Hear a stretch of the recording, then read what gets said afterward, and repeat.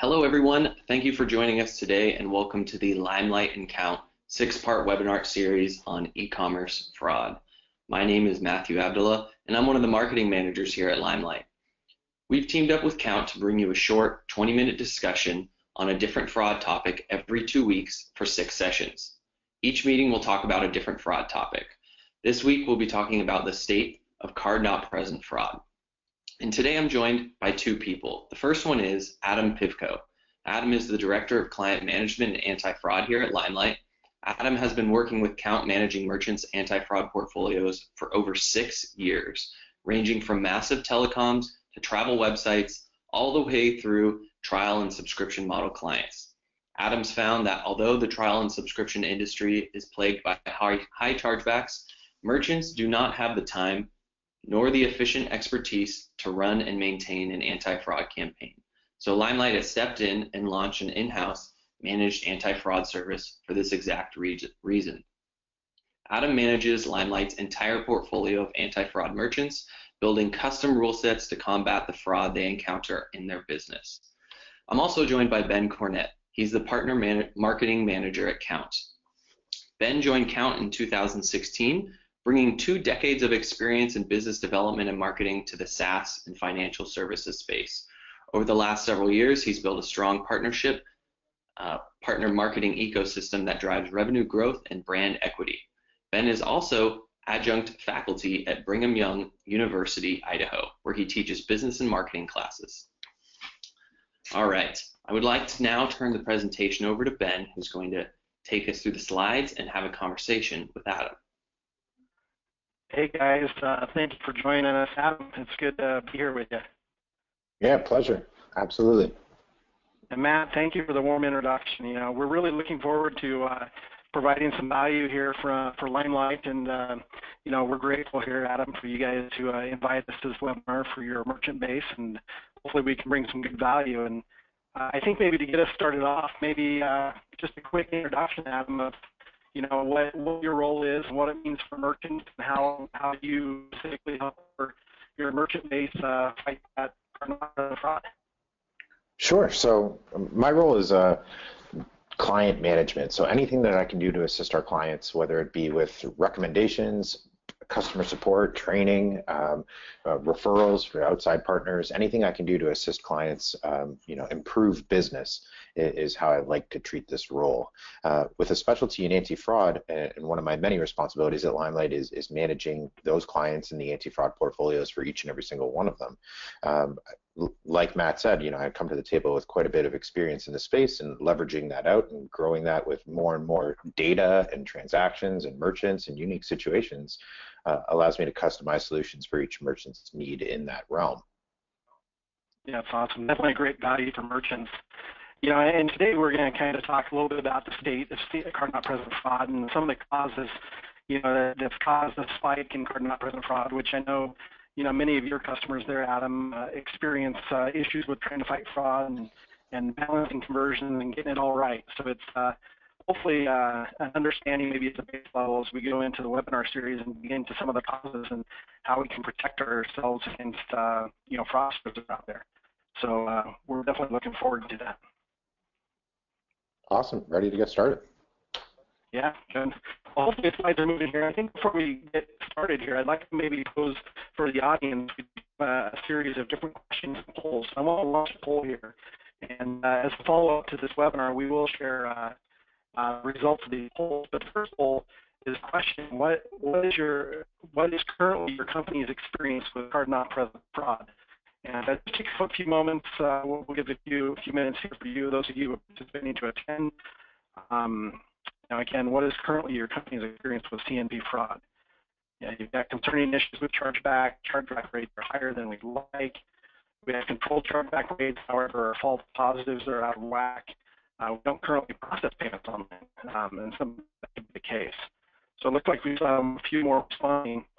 And as we let that poll run here just a minute or two, you know, maybe you can take a moment and kind of, you know, we talked a little bit earlier, a little bit about that perfect storm of fraud, and you know, we're going to go into some of the data that we've seen here at Kount of causes of that storm. But you know, what's your experience been like with some of the questions you most frequently get asked there at LimeLight.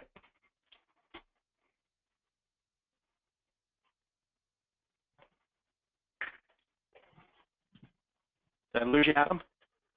No, I'm here. So definitely one of the questions that we get most often at Kount, with Kount and anti-fraud in general from our clients is, they want to prevent a certain amount of chargebacks, but they're not always so comfortable with letting their conversion rates take an impact or a hit. So it's, working with clients to make sure that not only are we allowing a certain level of transactions to make it through, but also preventing in with the highest level of accuracy that we possibly can a small portion of those. So really cherry picking out those fraudulent situations. Right. Yeah, no, that's pretty exciting that they, LimeLight and their customer base has someone like you to be able to be the expert to turn to when they need some help in trying to balance that conversion, fraud chargeback atmosphere. So definitely. It's good. Not all of our partners and merchants have that opportunity. So definitely a service that stands apart at LimeLight. So obviously there's a storm. We consider it a perfect storm of fraud that's been caused over the recent years.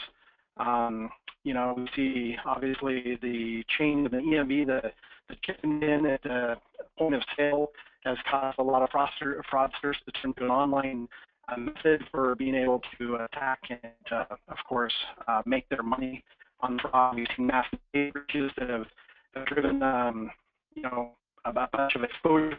In fact, just yesterday, there was announced a pretty massive data breach. I'm here in Boise, Idaho, our corporate headquarters account, and the Idaho Department of Labor just announced a massive. Looks like my audio is not working. Hopefully that's better. The Department of Labor announced a massive breach. So a lot of things, everyone might be compromised, but, maybe the card's not active. And then, of course, mobile payments is exploding into space. I'd like to maybe just a quick question, Adam, as you look at that perfect storm, you guys deal a lot with mobile payments and seeing any trends related to fraud there? Yeah, absolutely. Part of our package and the way that we implement Kount with our client base is implementing the device fingerprint. So it's a pixel that's implemented on a checkout site, super easy to do. It's included in our package. It identifies exactly which type of device is coming through, their browser settings, what language the device is in, what time zone they're in. And by capturing all that data, we're capable of determining, even percentages of mobile traffic that our clients weren't even aware of at the time. So definitely seeing growth in mobile, and from a fraud standpoint, no matter what device it is, fraudsters are capable of leveraging that to commit all sorts of, nefarious activities, let's say. Right. Yeah, obviously you take the device fingerprinting, we leverage the capability of linking orders together across our entire merchant database. It provides some great value to merchants, certainly. Yeah, without a doubt, that persona technology is awesome. Yeah. Well, perfect. Well, obviously, as we set the state of CMP fraud and kind of the cause of what we're seeing happen, again, goes back to that change in chip and pin, the EMV, regulation that came out a little while ago. It's interesting here on this slide, you can see that, card not present fraud losses, these are merchants selling online in e-commerce space, projected to hit that $6.4 billion next year in the United States alone. I know we have some people from the audience outside the country, and we have some interesting data on other countries in the whole card not present space. And, we definitely see a trend, and that's where Kount and LimeLight comes together to offer merchants solutions to be able to fight against that. Some of the other things feeding fraudsters are those massive data breaches. As you look at the data breaches, just in the last couple minutes here, we've had 2,100 different data breaches. Now, there are data breaches everywhere. It's very likely the credit card or debit cards I have in my wallet are compromised. They've haven't been weaponized yet. And so, again, that's another fact that's feeding fraudsters. And Idaho Department of Labor is just another example of that came out in the news yesterday. I'd like to maybe just launch another poll. We were talking a little bit about mobile payments just quickly.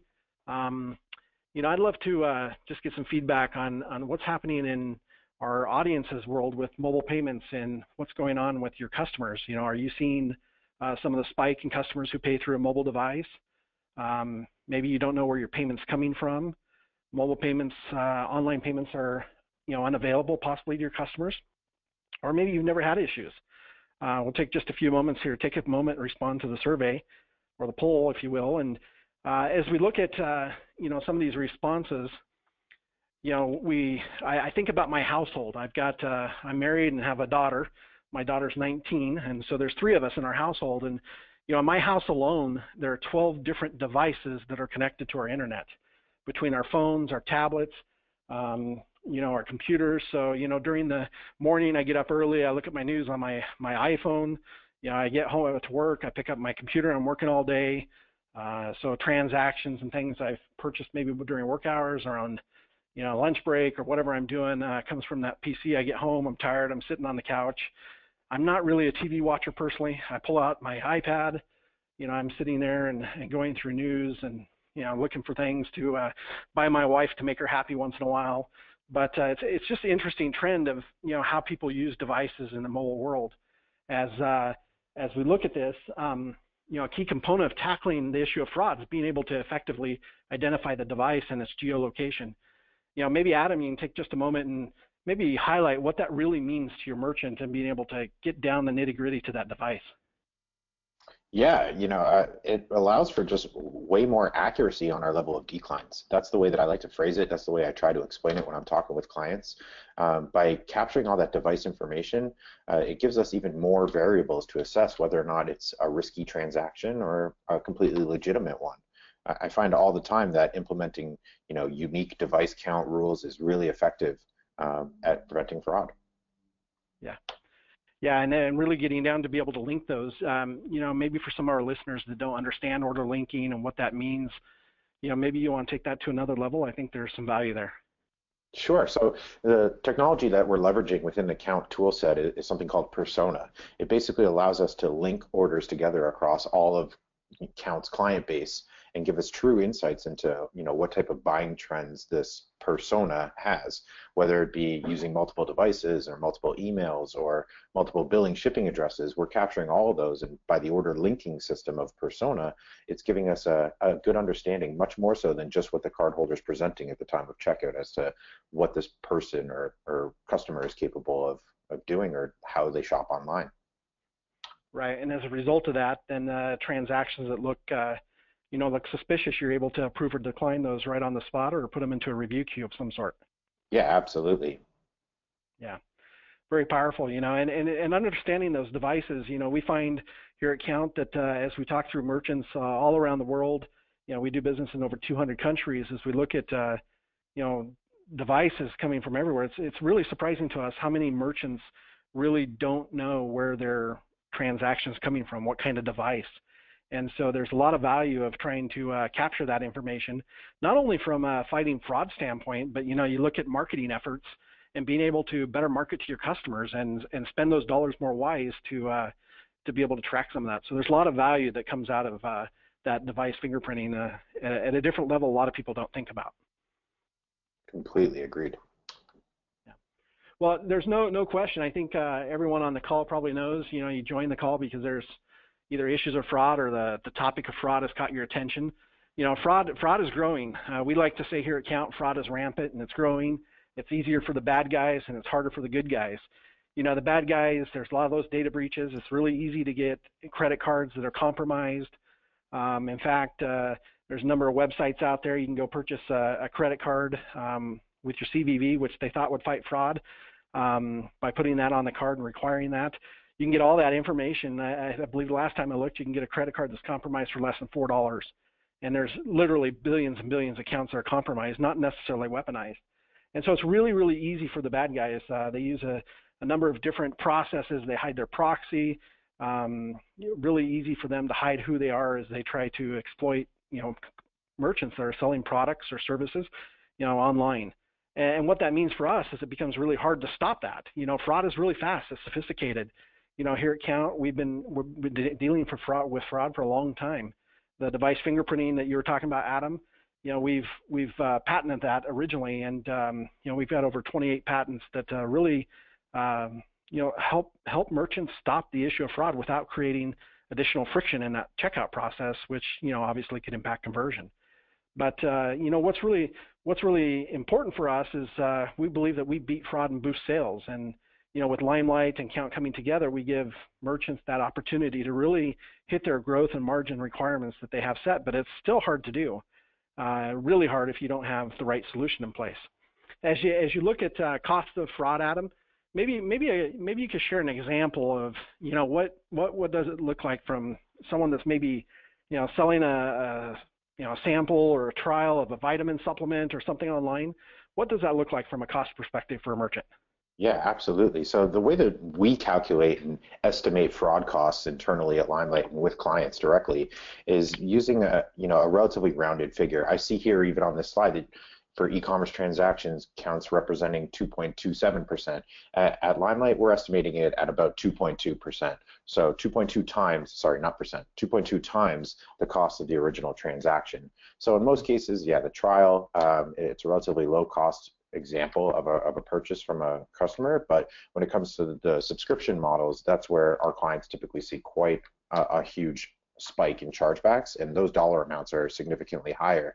So taking the average price of a transaction that becomes a chargeback, we estimate that the total cost is actually 2.2 times that dollar amount, with factors contributing to that 2.2 calculation ranging from processing costs or refund or shipping, or you're out the cost of acquisition of that customer, maybe of mitigation services in play or alerts. All those factors combined on just one transaction firing off a chargeback, you're looking at a pretty expensive total cost if you're out those funds and don't win. Yeah, it adds up fast, doesn't it? Very. Yeah, it's kind of interesting. We talk about the cost of fraud, and our next series, for those of you that are attending our webinar, is going to talk really about those 9 deadly costs. And sometimes it's really easy to see those obvious costs. You lose a product, you lose a shipping. The things that are apparent and well, but then you look at the investment that you made to get the customer to your website, and then to move the customer through the website into your checkout page, and eventually getting through the checkout page to actually complete the order. It takes a significant amount of marketing dollars and other dollars from customer service and from support from your staff that aren't necessarily always measured. And so there's actually a tool that I'd like to point out on our website for those of you attending, and we'll send this out in a follow-up email. Matt, maybe you can send that out for us. But really, we have a fraud calculator. We consider fraud the F word here at Kount, and we want to know what it's costing you. And this gives you an opportunity to be able to go calculate those costs, and then obviously work with LimeLight in understanding how do I now apply this to help you better control that expense. But really quick, maybe Adam, we can take a look at what we call the real-time analytics hub. If you want to maybe just take a couple of these points, we already talked about the mobile device fingerprinting and how we use that. Maybe some of the other points from the real-time analytics hub of Kount's solution that you guys utilize to really combat those fraudulent transactions. Yeah, geolocation, cross-merchant linking, persona technology, we obviously discussed already. We also take additional factors and user-defined fields that our clients are using within our system and transmitting those directly on a per-transaction basis directly into Kount. And what that gives us is some really deep reporting capabilities that can rank affiliates, that can produce average scores of transactions per campaign, a whole bunch and a whole whackload of reports that I generate very commonly for all clients. That one feature of Datamart that I absolutely love is the ability to schedule those reports so that they can arrive in our clients' inboxes just ad hoc whenever they wish. So Right. Using all of those factors combined, I think is what we try to do with every single new client that we're bringing to the table, and giving them a nice solid coverage of the tools and use cases within and the capabilities of the Kount system to at least get a starting point before we start tightening or tweaking or adding additional rules. Right, and it's exactly right. It gives you an opportunity, with that kind of managed service that you offer there at LimeLight, the opportunity to really fine-tune those rules so you can maximize effectiveness and really help impact the bottom line. It's all about making sure that we're hitting conversion metrics that our clients are working with us on, while still delivering a really high level of accuracy on those declines. I wouldn't want to be declining a whole bunch of good orders, and at the same time, we're not trying to bring your chargebacks to absolutely zero and decline every single order. So it's finding that teeter-totter, that balancing point that's really important for our clients. Right. Perfect. And obviously within the platform, there's a number of different services now. The Kount, what we call the orchestration hub, is something that we find, less than 1% of our merchants actually use. But in some cases, when you have an order that you really want to process through, but maybe there's a suspicion on the email address, or maybe you want to validate the address through White Pages Pro. So this is all integrated into the solution that we've already built through Kount. Kount, we leverage advanced AI and machine learning to be able to link those orders, as we were talking about a little bit earlier, to really in real time provide a real risk assessment back to merchants through LimeLight to be able to decision that order. But Adam, in the industry, we see a lot more and more people coming with that set it and forget it methodology. Why do you think that's a danger for merchants? Oh, yeah, man. I've seen just completely rogue Kount accounts, as well as other anti-fraud providers out there that are just unmanaged, untracked, untweaked. It's simple logic. If you're not tracking it and you're not reporting on it, then you can't improve on it. So, a lot of clients don't even see the types of numbers of declines that the system could be generating for them, and narrowing it down and staying on top of it and having those check-in calls and that managed approach where we're monitoring those results for you. I think it really drives the best possible outcome. Right. Obviously the best user for the merchants, but no, it's really, and then here at Kount, I know Adam, you work pretty closely with our client success team. It gives you an opportunity. So if there's questions or other rules that you want to experiment, we can do some of those trials in real time without actually affecting the change. What kind of value does that provide for a merchant to be able to do a side-by-side test? Do you guys use that at LimeLight? Yeah, I do the side-by-side. I also do just past track record. So looking at all of their previous transactions and say, one of the major factors that we base a lot of our rules on here is leveraging the Kount score as either a caveat or as a standalone rule. So running a quick report in the reporting engine on what type of ranges of scores we're seeing and how often, it gives us a really good indication as to how much more transactions we can block without blowing that conversion rate out of the water. Cool. Yeah. No, it's definitely a powerful tool. We see a lot of success using that tool. Now, obviously, Adam, I think there's value for us, and Matt, maybe you need to unmute the lines, but I definitely want to make sure we leave a couple minutes and let everyone ask questions if there are any questions they want to ask. Again, you've got Adam here from LimeLight that is the guru of everything anti-fraud, I think. So, Matt, maybe you want to open up some questions, and then I just want to do one more poll while we're doing that, just to share maybe your practices. If you look at your fraud, from now, a year out, where do you see yourself going to be? So take a moment, reply to the poll, and again, we're going to open up the phone lines here, Matt, and be happy taking questions. Reminding everyone, our next webinar is in 2 weeks, and we're going to talk about the 9 deadly costs of fraud. Yeah, absolutely. I see a hand raised from Derek. I sent him a chat. If anybody has any questions, feel free to type them in the chat. And what I can do is unmute you, give you an opportunity to ask them individually, and we can address them that way.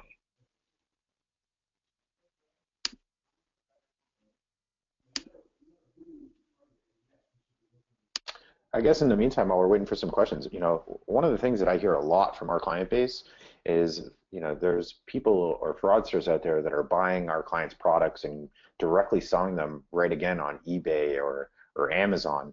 And what I've been really confident in the rules-based approach that we're presenting and the method of blocking fraud and leveraging all the Kount tools like Persona, I'm actually catching a lot of those fraudsters. I have some blacklist data that we can leverage right off the bat when creating accounts. I also just am really confident in the tools and the rules that we're implementing to really make some headway into that specific targeting and attack. Yeah, and I think you probably use some of the leverage, the ability to, different verticals that you can use other merchants, rule settings sometimes in a specific vertical to leverage some of the practices that you've seen from fraudsters and really offset that in a very quick way. Yeah, it's a unique position that I'm in, having dealt with so many different vertical markets, as well as this space that's constantly evolving and constantly progressing. So taking all of what I've learned and trying to leverage that and make relevant rules and relevant even reports is a really cool way to bring a lot of value and a lot of benefit to our clients. Yeah, absolutely. All right, I've got a question here. It's from Oleg, and the question is, how different are the fraud countermeasures applied when it comes to distinguishing between card not present fraud and chargeback fraud? Sure, I'll take that one. A lot of times, the way that I'm working with clients is on an ongoing basis. So what that means is I'm getting chargeback data, and due to the integration that LimeLight has with Kount, anytime that you're reporting a chargeback within LimeLight, that data is automatically transmitted into the Kount system. So we're leveraging a whole bunch of chargeback data. We add chargeback data to VIP blacklists so that, if any repeat attempts from those billing addresses, cards, devices, emails, any of those are coming back again, then we're looking to block those immediately before even processing or giving them an opportunity to purchase again from you. But yeah, it's an ongoing balance of making sure that you're sharing that data with me as your account manager so that we can go and look at specific transactions that we did let through the anti-fraud system and tweak them and constantly improve, so we're preventing more and more without impacting a serious amount of your conversions. Yeah, and I think adding to that, Adam, is there's a lot of value from that data that does come back from LimeLight and those chargebacks, because not only is that put into our system, but then LimeLight leverages the chargeback data we have from transactions from all over the world and cross-links those, and that order linking through that buyer persona, or the persona that we have. So not only do you get to put those on your blacklist, but then you also get to leverage the ability for us to look at other transactions that might have hit our system that LimeLight hasn't seen yet.